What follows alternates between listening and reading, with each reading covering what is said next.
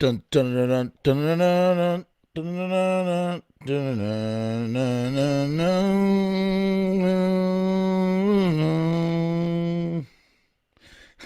dun. Wow, 5 shows in 5 days. Haven't done that in quite a while. What a feat, man. What a feat. Someday, what's the dream? Maybe someday doing 7 shows in 7 days. Wouldn't that be something? There's always stuff to talk about. It's easy if you try. Tonight's show is another one that I have had on my agenda for some time. And I just want to clear these all out because we need to make room for new shows that will be coming up. So we're clearing out the closet right now. The closet full of thumbnails. You got pockets full of rainbows and closets full of thumbnails. Have you checked out, speaking pockets full of rainbows, have you checked out the Danzig Sings Elvis live show that we did on Wednesday? It was really fun. Steve Zing dropped by. Christopher J. Jimenez dropped by. We had a great chat. We learned about the inner machinations of putting on an Elvis show. It was a lot of fun. So check that out. Tonight, we are talking about comic books. We're talking about not just comic books, but we're talking about movies. We're talking about Batman. Batman is probably my favorite superhero. We've talked about Batman briefly here before. Why do I love Batman so much? Yeah, Droid, I agree, man. It was a great show. Why do I love Batman so much? Because Batman is a human being. He's kind of like Spidey here. You know, they say Spider-Man is so universally loved and appreciated and sort of applicable because it could be anybody under that mask, right? You know, in the case of Batman, Batman is just a mortal human. He may have all the money in the world. He may have all the Elon Musk, you know, Bill Gates, whoever, whatever, billions and billions of dollars. When the character first started, he was a millionaire. I'm going to sneeze. Feel it coming. Ooh, it's coming. Excuse me. Hate it when that happens. Interrupts the broadcast. Terrible. It's not just that he has more money than anybody on the history of the planet. It's the fact that, hey, Ron, what's going on? We got Ron in the house. Ron's my Monday night buddy. He's got an incredible mustache. Good to see you, Ron. Rue says, Bruce has the power of will. He's smart and rich. That's a good point, Rue, and I was going to get to that as well. The fact Bruce Wayne's superpower is his will. And the fact that Bruce Wayne, and I guess we should really talk about the core of the character just for a second.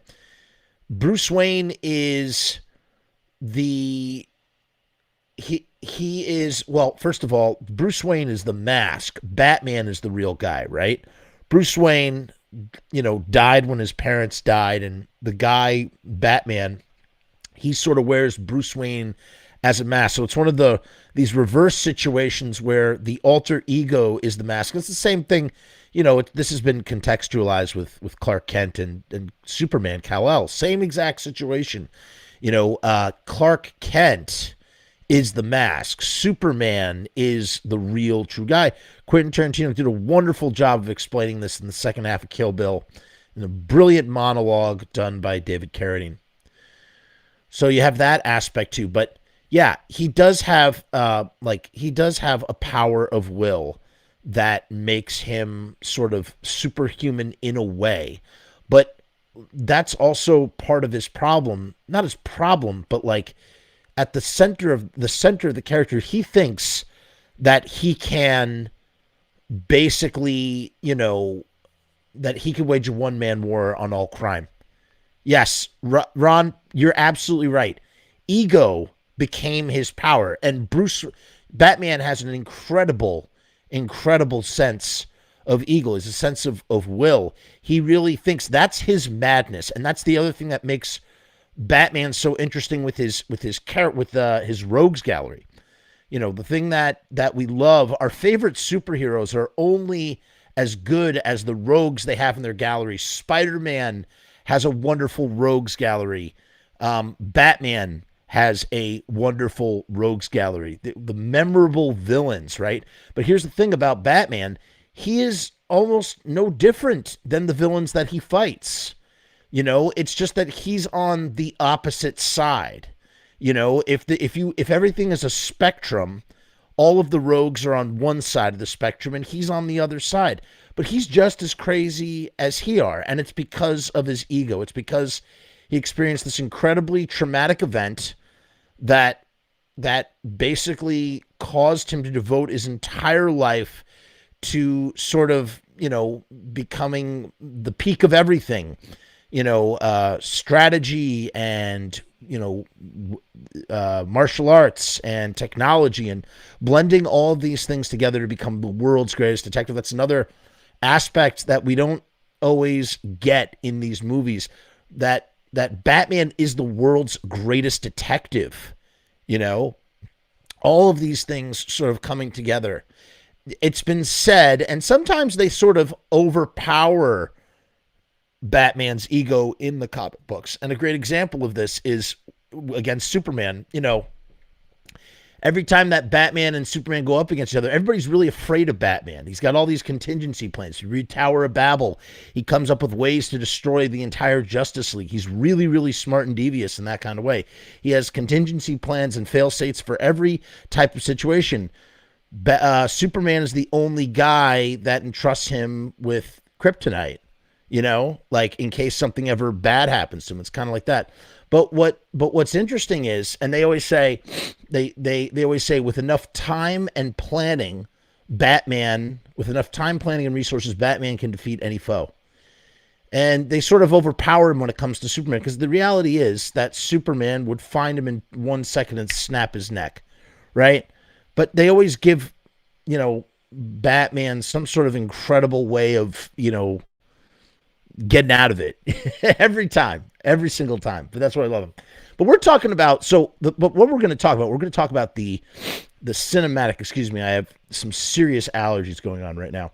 We're going to talk about the cinematic versions of Batman. Here's the thing, and we discussed this a little bit on this channel, but every single Batman movie that has come out has been valid in some way, shape, or form.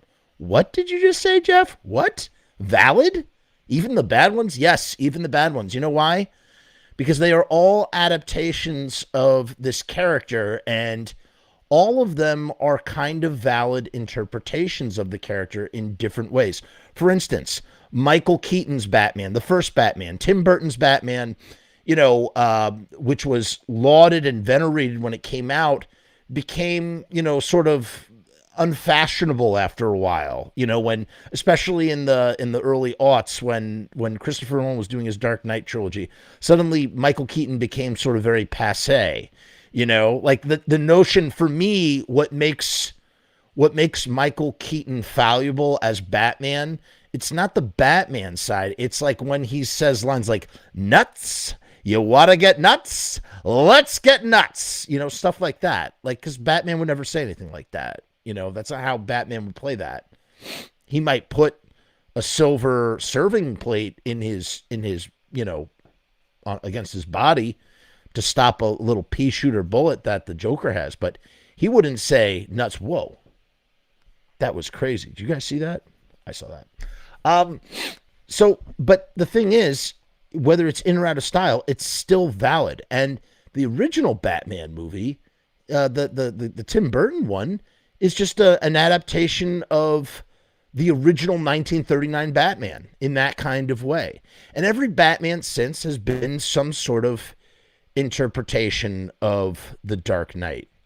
You know what I'm saying? Even Batman and Robin, the Batman that everybody loves to hate, is a very valid interpretation of Batman. If any of you are readers, comic book readers, you'll know that Batman and Robin is just taking a page out of the Batman 66 show. Or if you read 1960s, if you read Silver Age and Golden Age Batman stories, you're going to find so much DNA that got put in that Batman and Robin movie. Okay? That's part of Batman's character too. That there is a huge camp there's like this campy, goofy element to Batman as well. So everything is valid in its own way, shape, or form. And we've gotten many different versions. We have our Tim Burton Batman, as we said. We have our Joel Schumacher Batman. Two Batmans that I love. I love all the Batmans for different reasons too.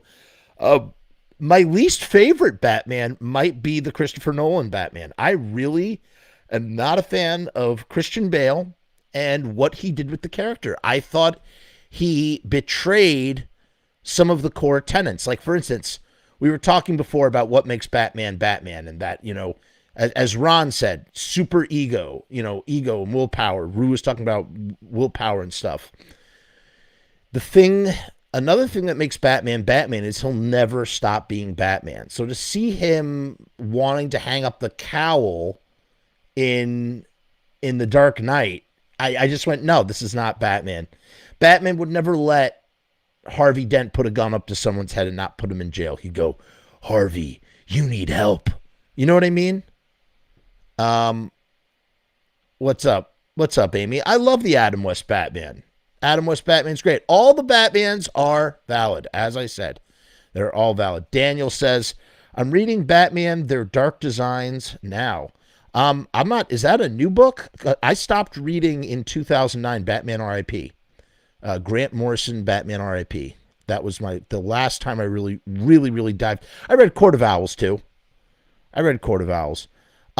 Yes, Christian Bale did a much better job with Bruce Wayne than Batman. The Bruce Wayne felt fleshed out. It really felt like a dynamic character, I've talked with Chris. I've talked with my friend Bob Rose. We've talked ad nauseum about the Batman movies that were, and I love talking about this. I could talk about them till I'm blue in the face. That is a new book. Cool. I am not familiar with it because, like I said, I read from Nightfall in 1991's Nightfall when Bane first came out, the first appearance of Bane, and I read all the way to Batman R.I.P. So I read about 22 years of Batman books, something like that, like the run. I feel like I have a good understanding of modern Batman. You know what I'm saying? Yeah, this is a good point that Daniel brings up. The Christopher Nolan Batman movies are not superhero movies. They're really subtle what ifs. Batman could be real. I dig that. I'm very sad that we didn't get the Batfleck movie. We're going to talk about that. Let's take a look at all of our.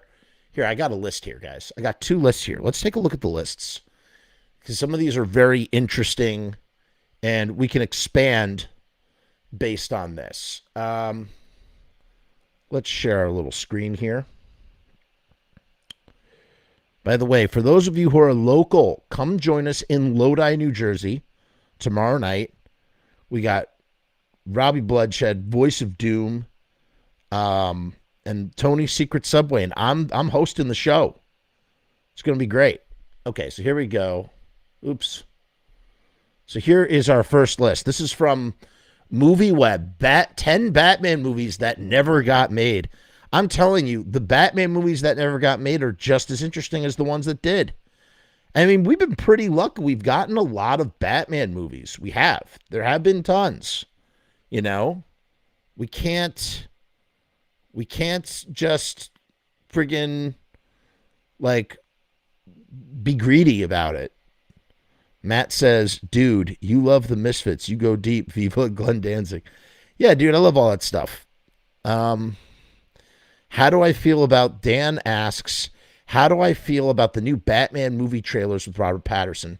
I'll tell you something. I wasn't going to talk about it, but since you brought it up, I was very, very skeptical, just in the way that I was sort of skeptical about Ben Affleck. I was skeptical about Christian Bale.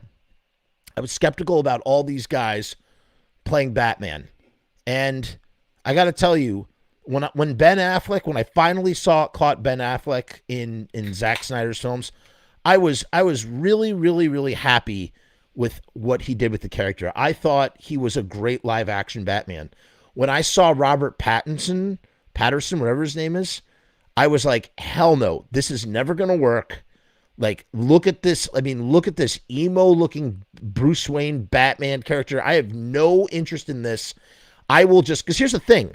They are going to make Batman movies until the end of time, until the end of civilization. They are just going to keep rebooting and doing new takes of Batman, which I'm happy with. Like, just keep them coming, man. And here's the thing. If there's a take of Batman that I don't like or that you don't like, we can just skip over it and wait for the next one, right?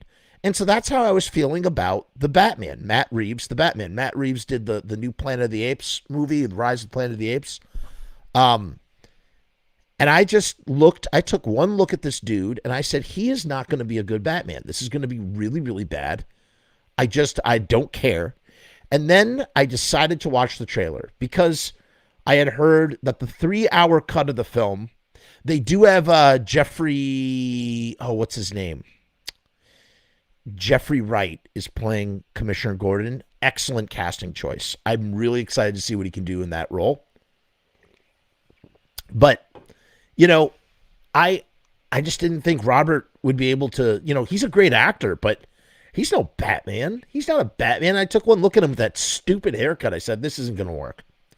I wanted John Hamm to play Batman. John Hamm is Batman. But I decided to watch this trailer, right? And I was just absolutely blown away. As a matter of fact, I considered doing a frame-by-frame breakdown of the trailer like we did with Glenn Danzig's Death Rider in the House of Vampires. And I still might, but I haven't done it yet. And I was just so blown away by the trailer. I'm in. I am 150% in.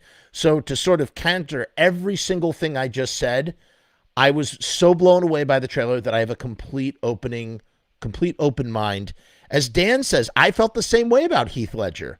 We were like, Heath Ledger is the Joker? But Heath Ledger is the best thing about Christopher Nolan's movies. He is the best. I am not a fan of The Dark Knight, but I will watch it over and over and over again for Heath Ledger's performance.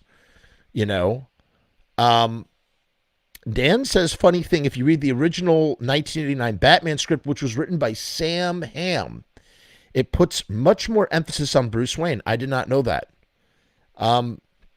It was a later draft that brought the Joker to the forefront to justify Jack Nicholson's salary, probably. I'm pretty sure that what's-his-face was always going to be the Joker. Always. Why are you, Chris, why are you surprised, bro? I'm always talking about shit, let alone Batman. Freaking Batman. Yeah, man. Real sad that we lost Heath Ledger. What a role, though, huh? What a magnum performance to go out on. So here's 10 Batman movies that were, just to finish that up about the Batman, the trailer. I'm blown away. And I don't watch trailers. I didn't watch the trailer for Scream. I said to myself, I'm not going to watch the Scream trailer. I'm just going to go in blind for Scream. But for the Batman, I had to check it. I had to see what all the hubbub was about Robert Pattinson. And I got to tell you, he really kind of won me over in that trailer. He looks like this dark, gritty, brooding detective Batman, and I want to see how he does it. And I have a really, really good feeling about it. I do. I'm feeling a little optimistic, or at least more optimistic than I was. Because, like I said, if you don't like a version of Batman, just let it pass like a bad piece of food. If you get food poisoning, you got to let it pass through and just wait until it's over. You know what? I feel pretty good about this. So here we go. This is from MovieWeb. It's by Ryan J. Downey. Here we go. Did you know that there have been quite a few canceled Batman movies over the past few years, and some great directors have been attached, but alas, they were never meant to be. Batman has made his way from the pages of DC Comics onto the silver screen with a number of actors under the cowl, including Adam West, Michael Keaton. My favorite, guys, who do you think my favorite Batman of all is? Chris knows the answer.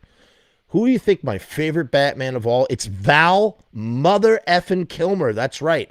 I love Val Kilmer's Batman. I think Batman Forever might be my favorite live action Batman movie. That's not true. That's not true. I love Batman Returns too.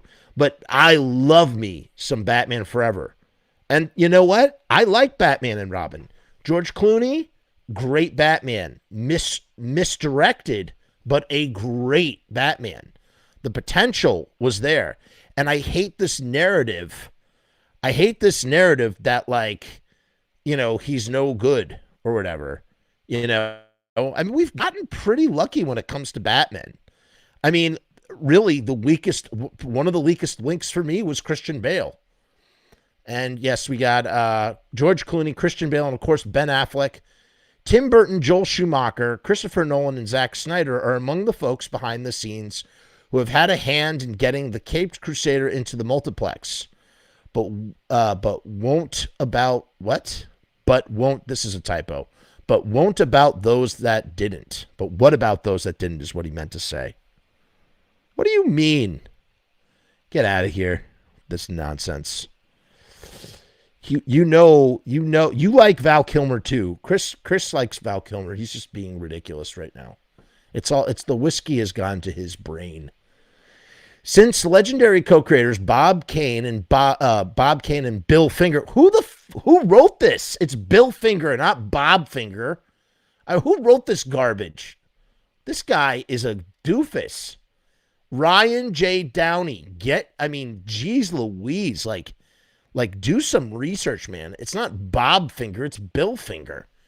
Dude has passed away. You know, have some respect for the dead. Bob Kane and Bill Finger gave life to Bruce Wayne back in 1939. At least he has the dignity to co-credit Bill Finger, because he is absolutely just as much of a creator of Batman as Bob Kane was. Absolutely. There have been a number of Batman projects in various stages of Hollywood development, with several adaptations nearly getting made. Some sound great, some sound atrocious, but all would have been endlessly fascinating in some way, shape, or form. Here, we take a look at the heroes, villains, and filmmakers behind 10 Batman movies you never saw. Sure, some sound great, but most of them sound awful. I'll be the judge of that. Now, with the Justice League and the Batman on the horizon. Oh, yeah, right, because this article's from 2007, by the way. 2017. All we can think about is how these might have turned out and what awaits us in the future, with the current Batman, Ben Affleck, still wavering on whether or not to ditch the cape and cowl and let someone else give it a try. We know what happened in that situation. Affleck bowed out and Robert Pattinson came in. Affleck was supposed to be the writer, director, and star of The Batman.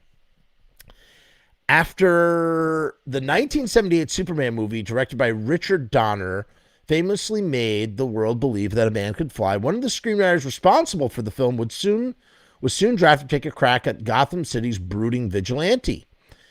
Giving his work on nearly half a dozen James Bond films, it's safe to assume that the late screenwriter Tom Mankiewicz's take would have given us a much grittier version of the Caped Crusader than the campy 1960s TV series.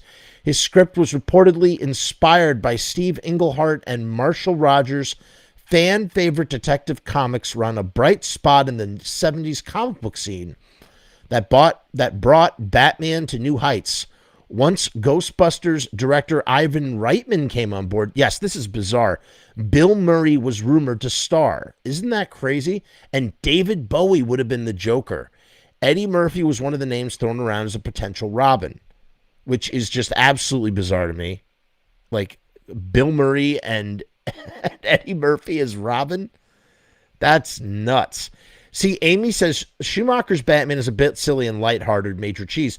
But I'll tell you something. The openings of both of those movies, Batman Forever and Batman and Robin, are absolutely the best openers. It's better than the opening of the original Batman, and I think it might be better than the opening in Batman Returns. They are edge-of-your-seat action sequences that just have you so thoroughly into the movie Joel Schumacher knew how to direct Batman. He really did.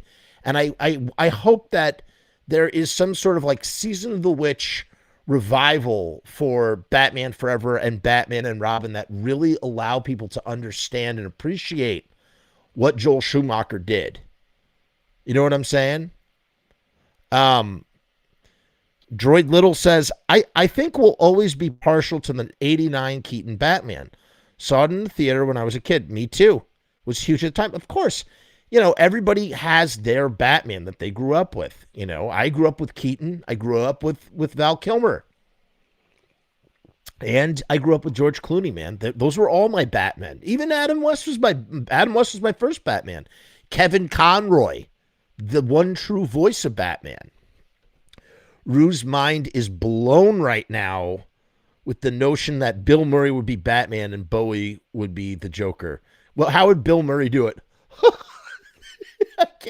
I was just about to try and do a Bill Murray impression, like Caddyshack and Batman. It just would be ridiculous. It would be absolutely bananas. It would be bananas. It's a shame that Mark Hamill was never utilized as a live action Joker because he could totally do it. He could totally play a live action Joker. It would work. It would really, really work well. Let's read on, shall we? We do not have all night. We do not have all night. Warner ordered multiple rewrites with various writers, which is funny considering that Mankiewicz, I'm probably butchering his name, I'm sorry, buddy, himself served as a go-to script doctor for the studio. He punched up Gremlins, The Goonies, and War Games. Even after this version of Batman collapsed, because that's what happens. A movie, it's development hell, right? Oh my God, I couldn't see Bill Murray as the Cape Crusader at all. That'd be nuts. That'd be so nuts. It just wouldn't work. He still could be a great live action Joker. It's very possible. Yes, Rennie, you're right, man. John Lydon, Johnny Rotten would make a he'd make a fantastic Joker. He would. Let's read on. Bill Murray was still in consideration for Tim Burton's Batman before Michael Keaton was cast. I mean, isn't that the most 80s thing? That's the most 80s notion I've ever heard. Two of those things are the most 80s notions I ever heard. One, Bill Murray being Batman. That's what an 80s thing to say. That's number one. Number two, freaking Michael Keaton, the guy from Gung Ho, Mr. Mom, and the Dream Team. We're going to make that guy Batman. I mean, that's just kind of insane. It's kind of crazy. It really is crazy, though. What else? He was in consideration for Tim Burton's Batman before Michael Keaton was cast. Mel Gibson, Alec Baldwin. Yes, I remember when Alec Baldwin was in the running too. Charlie Sheen and Pierce Brosnan were rumored possibilities as well. They really just didn't know what Batman was supposed to look and feel like. I love the Dream Team. Dream Team is my favorite Keaton film, I think. I really love it. It's a great comedy. Dan says that he heard that Adam West was supposed to be in the 89 Batman when it was an adaptation of The Dark Knight Returns. Yeah. Oh my God. Yes, that's right. Johnny Dangerously Keaton is great. You fargan bastages. Great friggin' movie. Johnny Dangerously. I haven't seen that in years. That deserves its own renaissance as well. Yeah, they just didn't. They want Alec Baldwin might have been able to do it. I mean, he ended up playing the Shadow. Charlie Sheen, maybe. Pierce Brosnan would have been weird. And Mel Gibson, I don't think so. Speaking of Tim Burton, the third entry in the successful franchise, the visionary filmmaker kicked off with 1989's Batman and continued with 1992's Batman Returns, was originally his for the taking. That was a really long drawn out way of saying that Tim Burton was also going to do a third Batman film. Though Billy D. Williams had already appeared as Burton's Harvey Dent, the Riddler would have been the only villain in Burton's version of Batman Forever, for which he is a producer. If you look at the credits to Batman Forever, you will see Burton as a producer. Burton's version of Batman Forever with the late Robin Williams at the top of the list for the role as the Riddler. I remember hearing that as well. Burton was keen to introduce Marlon Wayans as Robin in his third film. There was a sequence in the first Batman that would have introduced Robin, and it got cut. Of course, they do introduce Robin in Batman Forever, played by Chris O'Donnell. And it says here it almost happened with Batman Returns, but it really almost happened with Batman. Ultimately, when Warner decided to lighten up the tone of the franchise with a new director, and Keaton walked from the project, Wayans was cut as well, as he was though he was famously still paid. So, they have this thing called pay to play, and even if you don't play the role, they still pay you, if it's in your contract or whatever. And there's so much money at stake with these movies that it's actually cheaper.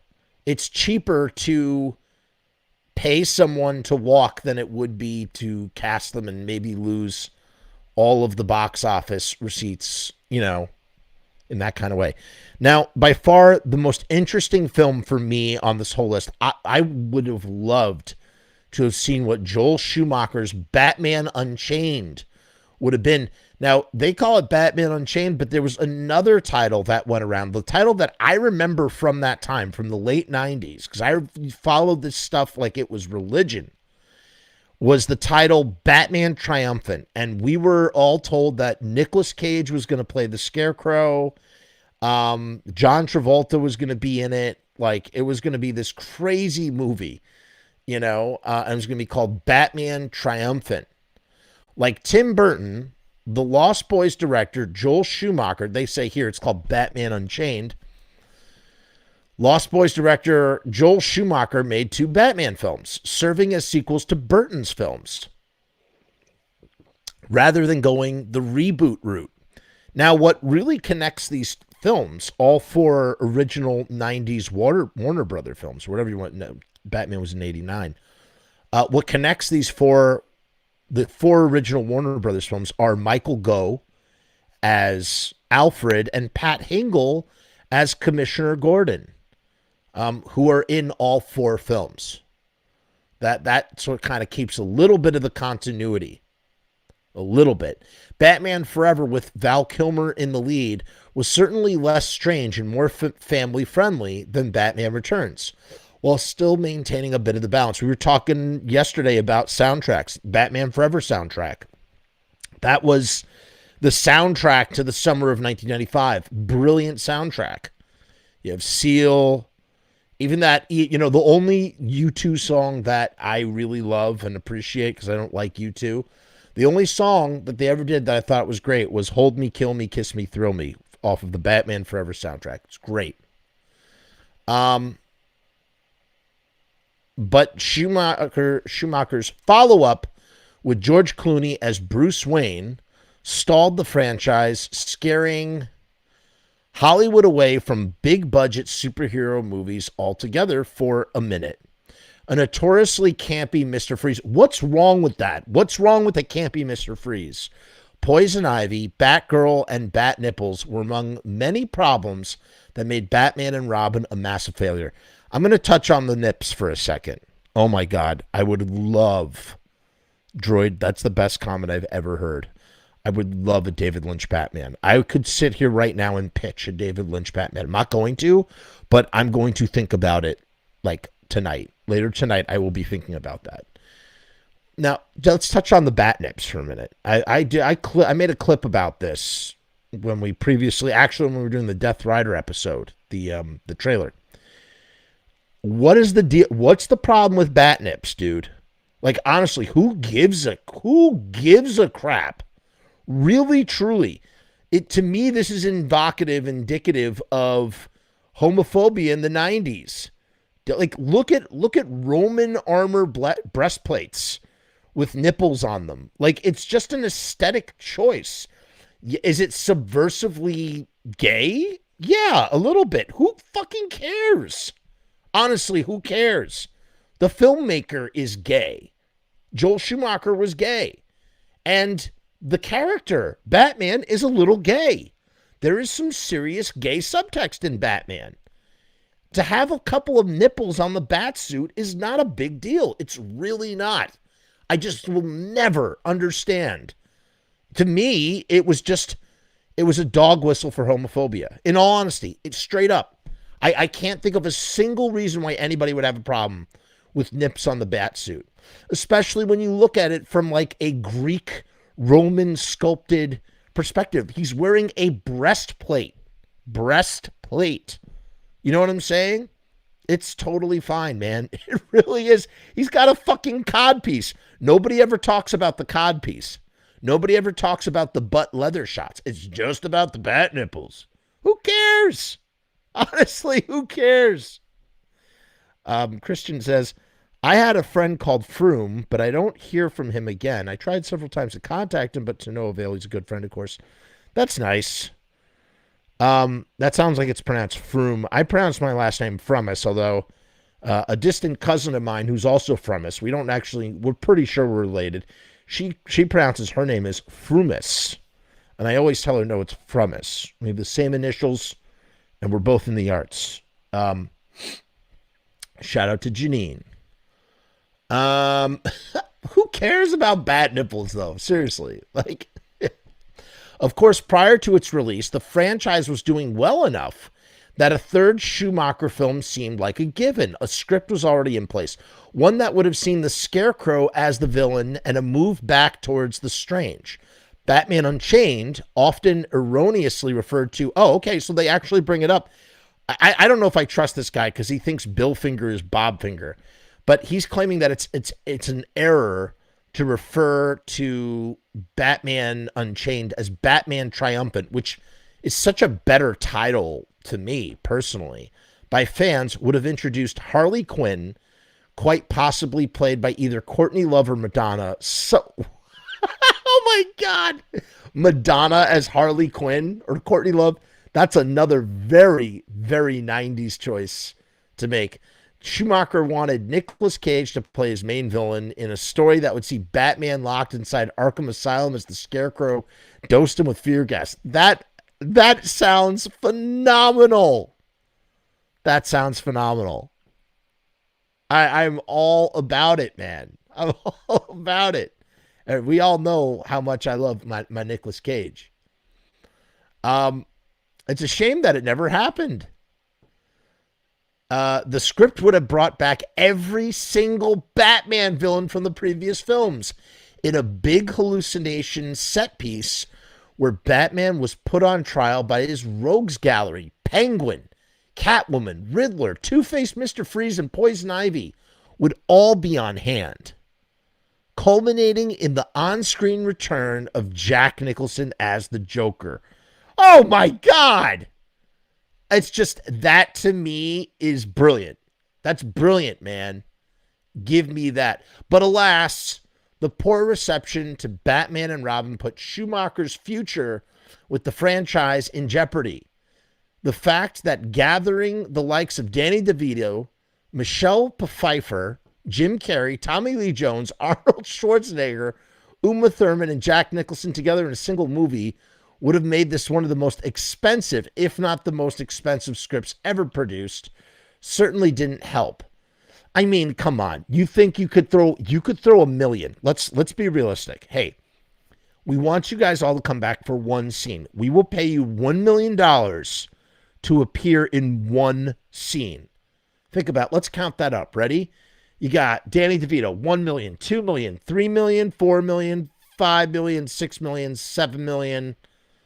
So $7 million to get all of the cast. You're telling me that, I mean, you could literally shoot it in like a week or a day.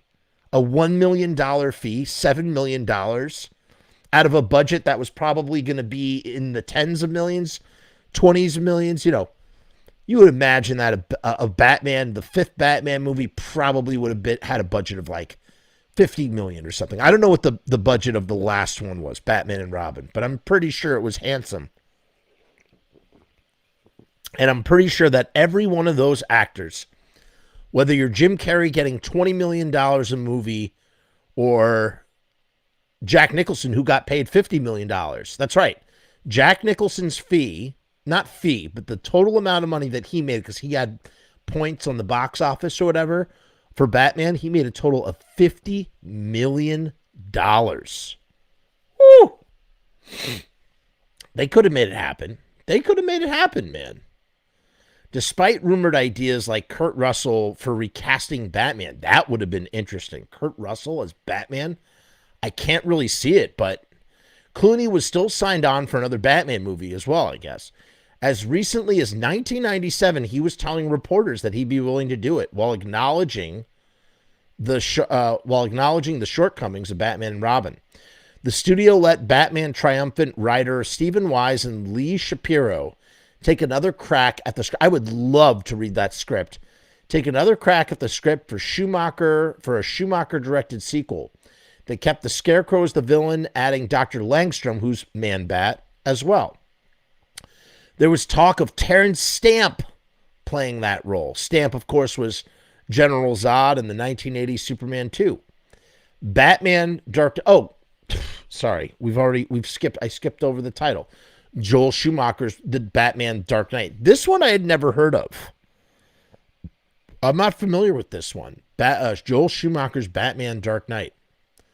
So they would have had Terrence Stamp back. Batman Dark Knight was in development for a couple of years. In 2015, Lee and Wise actually made the screenplay available to the public. Oh, baby. It's on Amazon and other retailers. That's great. I got to look into that.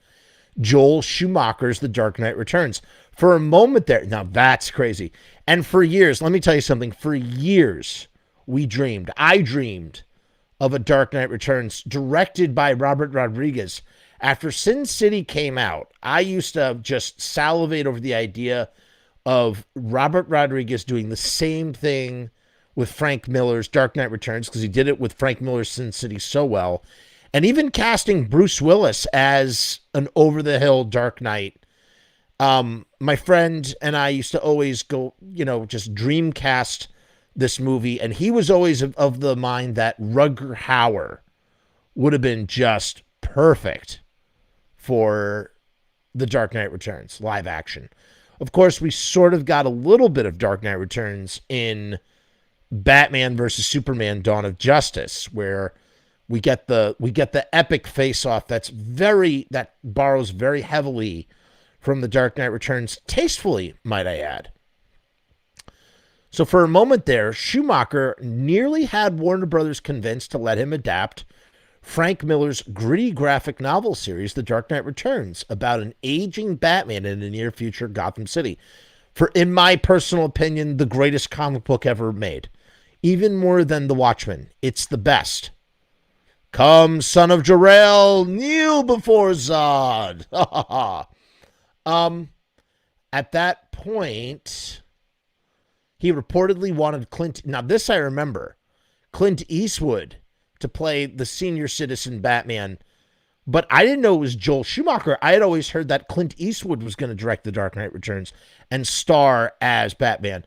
Now, if you watch Gran Torino, that movie where he plays this racist guy, that to me, it's not that I don't think Bruce Wayne is racist, but I got to tell you, that character that he plays in Gran Torino, the racist old guy, is very close to Bruce Wayne in The Dark Knight Returns. It's so similar. It's almost pitch perfect, man.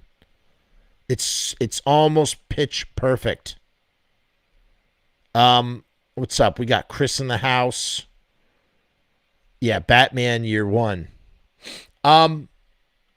David Bowie's name came up for the Joker once again as well. So that would have brought David Bowie's name back into the ring. At that point, the iconic pop star was 52 years old, which would have been perfect. Yeah. There was even talk of bringing back Michael Keaton maybe to play Batman. And of course, that's now happened.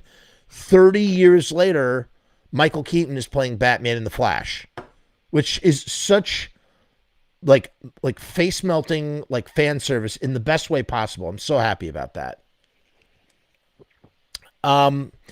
Bose Yankin's Batman Beyond in the summer of 2017 Rumors kicked into high gear that Ben Affleck had signed on to make an entire trilogy of Batman films with director Matt Reeves, who took over on the standalone film The Batman, originally to be written and directed by Affleck himself. We talked about this already. The trilogy was said to set up Batman Beyond. That I did not know. The futuristic story of a young Batman protege, Terry McGinnis, mentored by Bruce Wayne, who turned out, if spoilers for anybody who who watched the show, as it turns out, Bruce Wayne ended up being Terry McGinnis's father. How that's possible, you gotta watch and find out. But as it turns out, Terry McGinnis turns out to be part of this thing called Project Batman, and which is, Amanda Waller, her whole thing about making superheroes. Crazy stuff. Of course, Batman Beyond. This would make sense given that Affleck was already in his 40s when he first appeared as the character, but a Batman Beyond film nearly happened a long time ago, back when the success of Batman Beyond television series was fresh in the studio's mind. Co-creators Alan Burnett and Paul Dini, the Dini-verse as they call it, he basically revitalized Batman in the animated form, starting with Batman the Animated Series in 1992, which was a direct result of the success of Tim Burton's films. Burnett and Dini were tasked with writing a live-action adaptation of the Terry McGinnis character's story for Remember the Titans director Bose Yakin. Incidentally, Yakin's first major credit was for another comic book film. He wrote the script for Marvel's 1989 version of The Punisher, which starred Dolph Lundgren, a really weird movie, by the way. This is one that we all remember. This really made the trades. This was a big buzz. Darren Aronofsky from Pi, Requiem for a Dream. What was that movie he did with Hugh Jackman? The future movie. Oh, shit. The time travel movie. I forget the name of it. He did Black Swan. Darren Aronofsky is considered to be a genius. Requiem for a Dream is a masterpiece for sure. Pi is a masterpiece as well.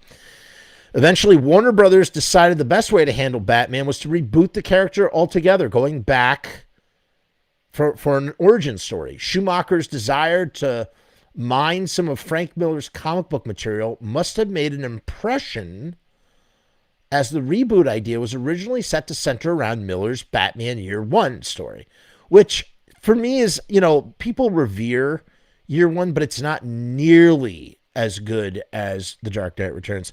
That's right. It's called The Fountain. Thank you, Daniel. That's the Darren Aronofsky movie. Chris says that we have to see the Japanese cut of The Punisher because it's a little bit more violent. I like that 2000. I like the Thomas Jane Punisher was okay. And I like the sequel to that too. That was pretty good. That whoever they got for the sequel as the Punisher, he was a really great Punisher. The studio hired Miller to work up what became a typically Miller-esque script filled with adult themes and violence. They paired him with co-writer and director Darren Aronofsky, fresh off Pi. So Pi was Darren Aronofsky's first film, and he was already lined up for Batman. Years later, Miller would recount to the Hollywood Reporter that Aronofsky's take on the character was even darker than his was. The story the two of them cooked up certainly would have been rated R and was unlikely to cater to the massive merchandising surrounding the franchise. They rewrote much of Batman's origin, even departing from Year One. Aronofsky would later describe his take as Death Wish or The French Connection meets Batman. That's crazy. He saw Jim Gordon as Serpico and Batman as someone like Taxi Driver's Travis Bickle. I got to tell you, I have a feeling that Matt Reeves' The Batman with Robert Pattinson seems like it could be like Taxi Driver's Travis Bickle. Later, Aronofsky almost made another hard-edged superhero movie, The Wolverine. Now, this I didn't know. The Wachowski sisters, back in the day, they were the Wachowski brothers. Now they are the Wachowski sisters. They had their own called Batman. They had their own Batman Year One. Thanks to The Matrix, the Warner Brothers flirted with the idea of having the Wachowskis direct Batman Year One. Incidentally, years before they helped finish Justice League and had Batgirl in development, Josh Whedon was in the mix for Batman too. Wolfgang Peterson's Batman versus Superman. While all these various ideas were getting kicked around, there was actually a Batman versus Superman movie in development more than a decade before the one that was released, the released one of what we got. There hadn't been a Superman movie since 1987's Superman 4, The Quest for Peace. So this was predates Superman, Brett Ratner's Superman. What the hell was that called? With Brandon Routh as Superman. Tim Burton nearly made his Super. Well, the timeline here is all crazy. They're saying they're citing Superman 4 in '87. Tim Burton nearly made his Superman with Nicolas Cage, but that was in 1998, 99, which is chronicled in the brilliant documentary "The Death of Superman Lives." What happened? Charlie Angels and music video director McGee. Rush Hour franchise had Brett Ratner and showrunner J.J. Abrams of TV's Alias and Star Wars were all involved with Superman at various stages. Well, Ratner eventually he swapped franchises for better or worse with X-Men director Bryan Singer. That's very true. Ratner made X-Men: The Last Stand, and it was Singer who did the Superman Returns. That's what it was called. Brandon Routh, Superman Returns. You got Kevin Spacey as Lex Luthor, and he was pretty good as Lex Luthor, too. But around 2002, the trades were abuzz with the talk of Air Force One director Wolfgang Peterson's Air Force One was a great film. Batman vs. Superman movie. It was supposed to shoot in 2003 for release the following year. Seven scribe Andrew Kevin Walker delivered a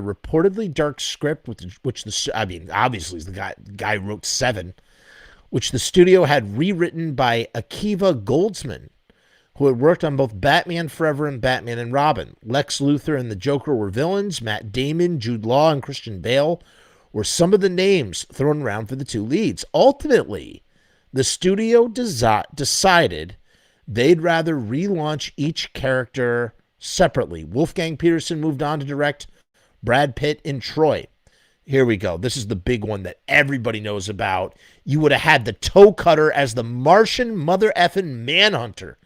George Miller's Justice League Mortal. I wish this came out. Last but certainly not least, there was almost a Justice League movie in 2009. Before we knew how awesome Mad Max Fury Road would be, I always thought and knew that Mad Max Fury Road would be awesome because George Miller is awesome. George Miller was all set to direct Justice League Mortal from a script by Kieran and Michelle Mulroney, a husband and wife team who wrote Sherlock Holmes, A Game of Shadows together. I like that Sherlock Holmes series with Robert Downey Jr. is a great Sherlock Holmes. The storyline sounds a bit like the plot of Avengers Age of Ultron. Like Tony Stark, Batman creates a bunch of robots to protect the world. The OMAX. Those are the OMAX, OMAX satellites. Yes. Freaking Lighthouse was pretty crazy. Pretty crazy. Yeah, you have of course, the OMAX. Batman creates a bunch of that happened. That actually happened in the 52. But naturally they turn evil. What is probably the most interesting thing about Justice League Mortal is how many heroes would have included. It would have included DJ Cotrona, who went on to play Flint in G.I. Joe Retaliation as Superman. Armie Hammer from The Social Network as Batman. Wonder Woman would have been played by an Australian model, Megan Gale, who Miller ended up casting as Valkyrie in Fury Road. Right. Yes, I know who she is. Adam Brody from the OC as the Flash. Rapper, actor Common as the Green Lantern. Santiago Cabrera from TV's Heroes as Aquaman. Here we go. Original Mad Max veteran Hugh Keys Byrne would have played the Martian Manhunter, and that would have been just the cat's meow. He ended up playing the main bad guy of Fury Road, Immortan Joe. He sure did.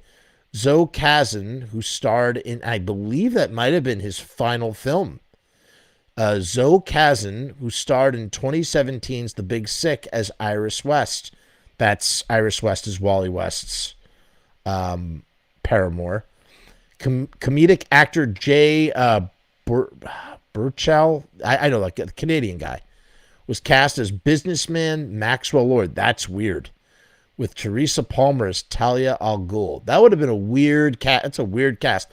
Fans have long salivated over concept art, sculptures, and storyboards from Justice League Mortal, which was never made due to a number of factors, including a writer's strike, which prevented rewrites from happening in time to make the studio's desired 2009 release date.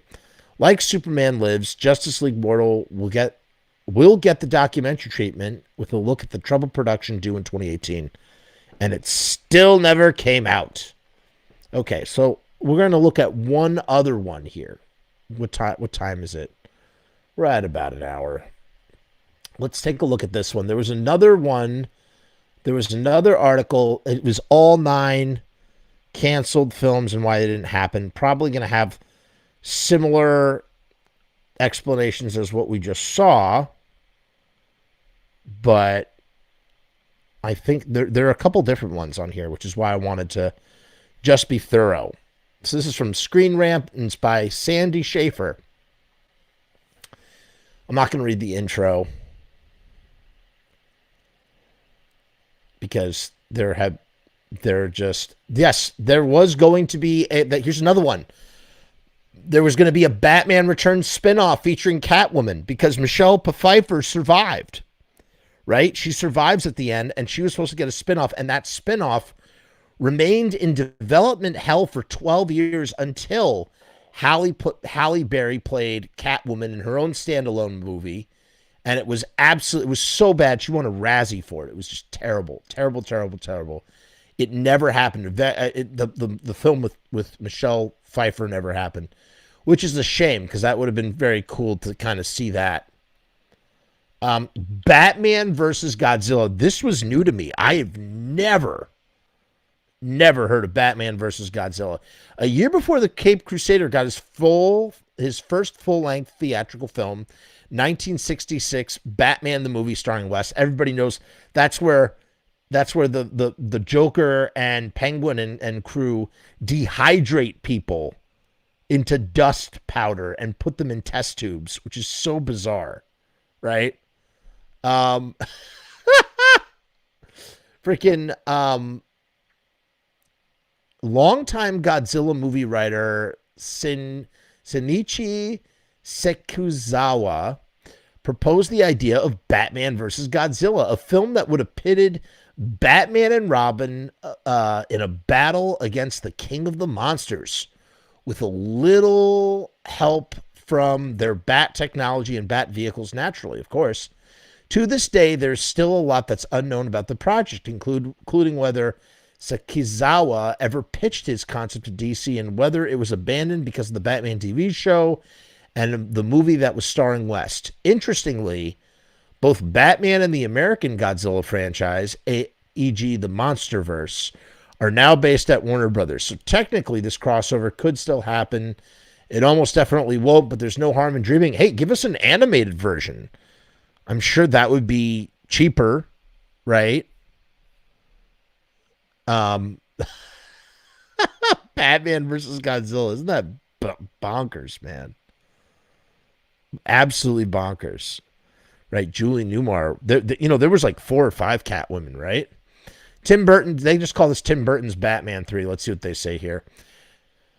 Blah, blah, blah, blah, blah, blah, blah, blah, blah, blah, blah, blah, blah, blah, blah. The movie would have not only brought back Pfeiffer's Catwoman from Batman Returns, but also had Billy D. Williams' Harvey Dent transform into Two-Face and join forces with Mickey Dolenz, a.k.a. the drummer for the Monkees, as the Riddler.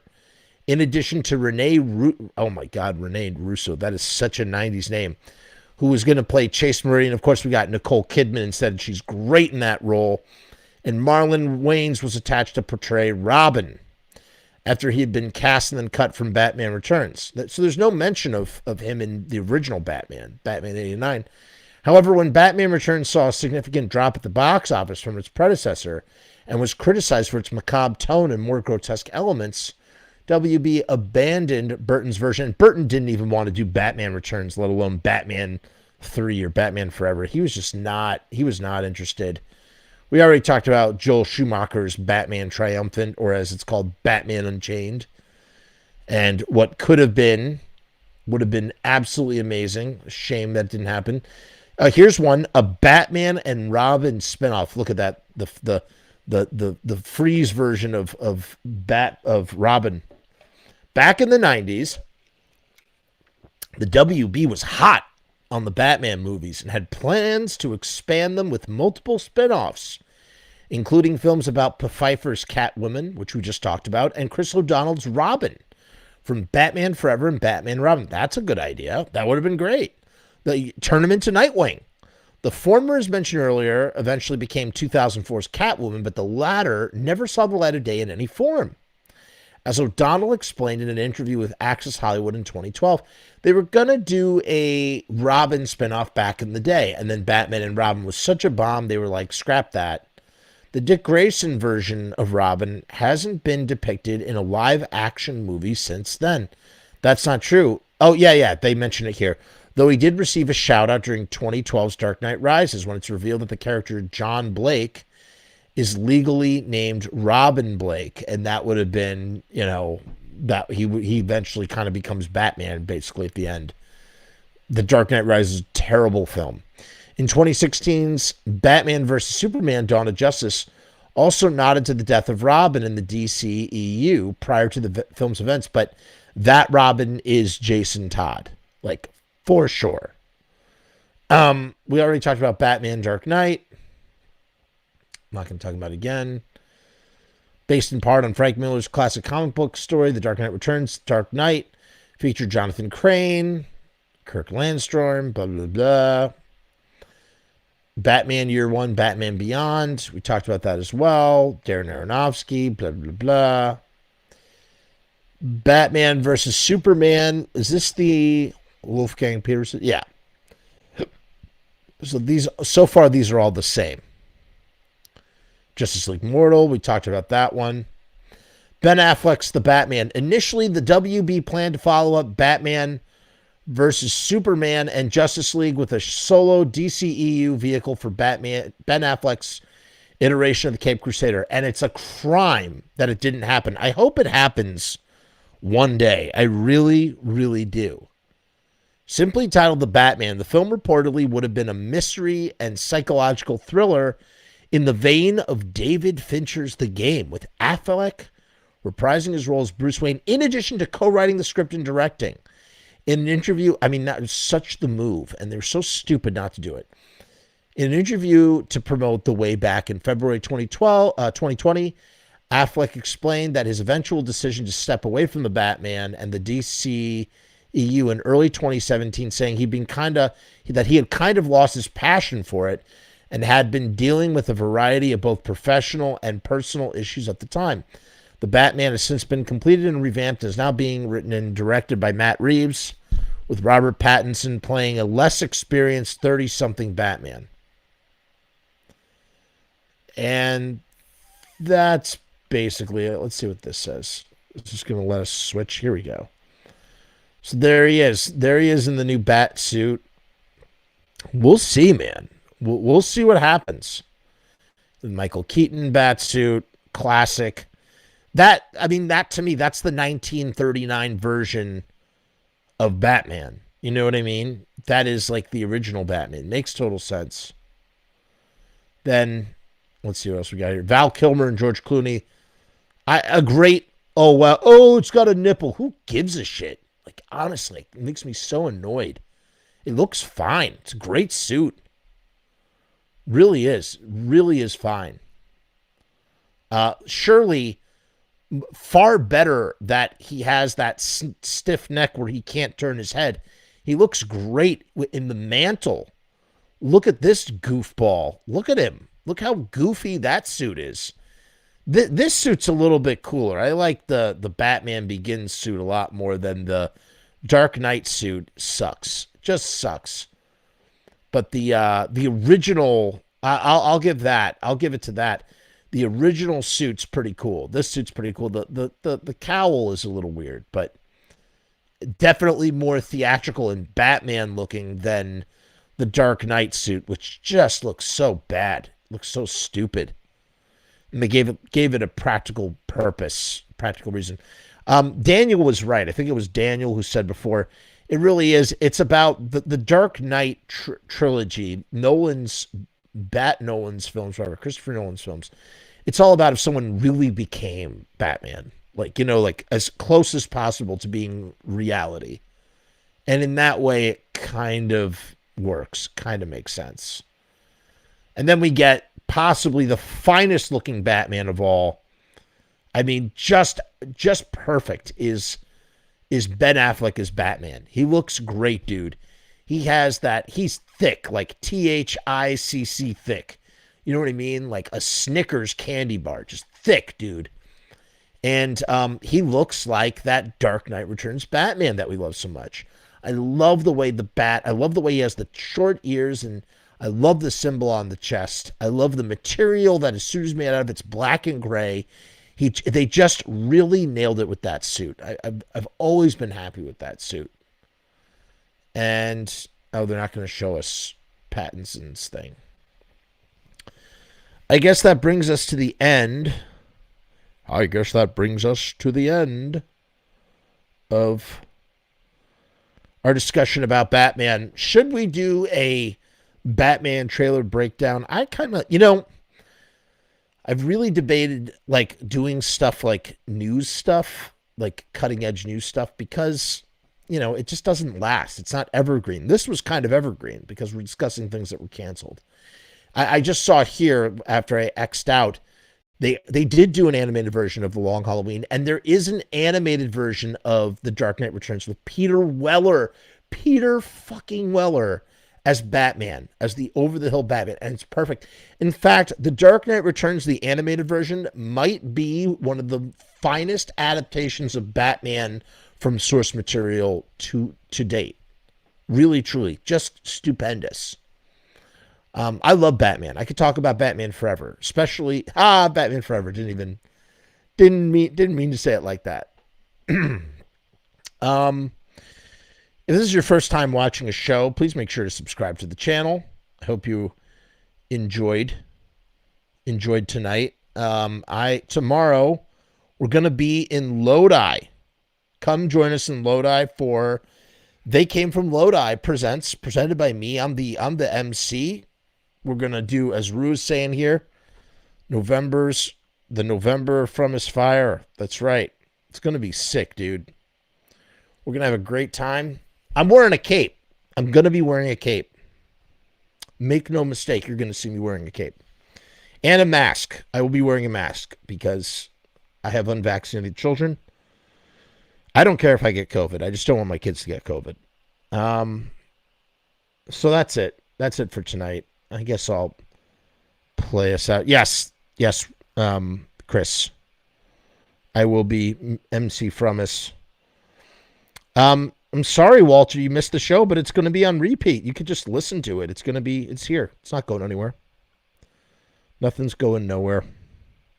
Check out, I'm telling you, watch that Danzig Sings Elvis episode. That was really good, really fun. And make sure you like, share, subscribe, and join the Patreon, maybe? Hey guys, what's going on? It's Jeff. So I've decided to make a Patreon. What is Patreon? I don't know how to define a Patreon. Let me look it up. Patreon is a membership platform that makes it very easy for creators to get paid for the things that they're already creating. I want to do it full time. I want this to be my full-time job. In my efforts to make that happen, I've set up this platform. Is it going to work? Is it going to be successful? I don't know, but I would rather try and crash and burn than not try at all. The goal is to create enough passive revenue so that I can continue to do this full-time, uninterrupted. Why? Because I love to do this. I love creating content. I love making videos. I love shooting films. I love doing podcasts. In case you couldn't tell, I love to talk and I never shut the fuck up. So right now I've kept the Patreon incredibly simple. There's 2 tiers, and that may change in the future. The Murdergram is a simple way to extend support for all of the hours and hours of free content on the channel for nothing more than $1. 38 cents goes to Patreon. What's $1.38, eh? It's less than a cup of coffee, but it's a great way that you can show support for very little effort. When you divide that $1.38 by the hours and hours and hours of time spent listening to this endless drivel of content, the dollar cost average works out. Next up is the YouTube Casualty for $6.66. The YouTube Casualty is loaded to the gills. Enjoy the archive ad-free, as well as ad-free early access to special docu-style podcast videos, music reaction commentaries, and the like, a month before they drop on YouTube, loaded with ads, I might add. You're also going to get exclusive content and behind-the-scenes content that is not available on YouTube or anywhere else. So you get to peek behind the veil. And believe me, there's a couple of choice pieces. Most of all, more than anything, whether you join the Patreon or not, I just want to thank each and every one of you that comes to the channel, that watches all the shows, that leaves comments, that participates, that subscribes. That's really the most important thing. This is just trying to find a way to earn a living as an artist. And with that, thank you for my TED Talk. Join the Patreon, because we need you! 66 cents.